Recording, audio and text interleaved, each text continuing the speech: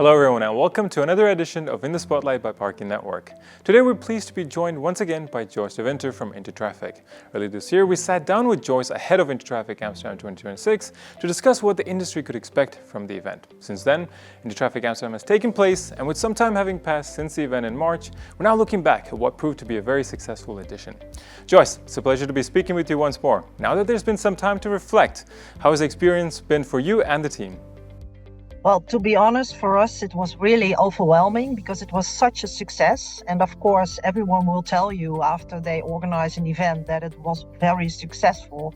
But for us, this was really of such high level, and we have received so many visitors and attendance of, for instance, 30% was coming from governments, international governments, ministries, city management. So yes, for us it was we are really happy. Yes. That's great to hear. From our side as well, the event really had good energy, and it was clear that the quality of the audience made a big difference. What were some of the main takeaways for you this edition of Intertraffic Amsterdam? Well, there are a few takeaways, but I will mention for the most important ones for me. One is that we have seen a lot of high-level visitors coming from government. So it's quite clear now that government is putting Intertraffic on their agenda. So that's really very good to know. And the other thing is that we have added some new features to the show, and this the open stages. So we had the open stages in the different segment halls. For instance, in the parking hall where Parking Network was sponsoring. And we have seen that this has added, gave us more added value for our content program. So we're really happy, and that we have seen that the visitors has highly appreciated that.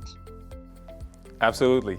From our end, we also saw the parking stage attract strong attendance throughout the event, with many sessions drawing a lot of interest. Would you say there's real eagerness in the industry right now to learn, exchange ideas, discuss the changes taking place across the mobility and traffic technology?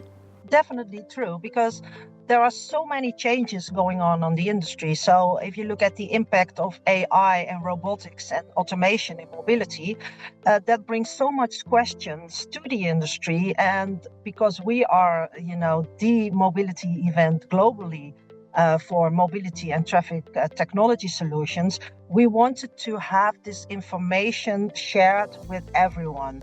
So therefore, it's really important to have the broad spectrum of information given to our audience. When we sat down before Intertraffic Amsterdam, you already mentioned themes such as AI, robotics, as key topics for this year's edition. Now that the event has taken place, would you say those themes were clearly reflected across the exhibition floor and the content program? Yes, definitely. When you walked through the halls, through all the stands, you could see the impact already that AI and robotics have on our industry, but also on the biggest stages, the summit stages, AI and mobility. They were. For 80%, they were part of the content and the questionnaire that were, that laid there. Now, I'm sure many people in the industry will want to keep learning and stay close to where the sector is developing next.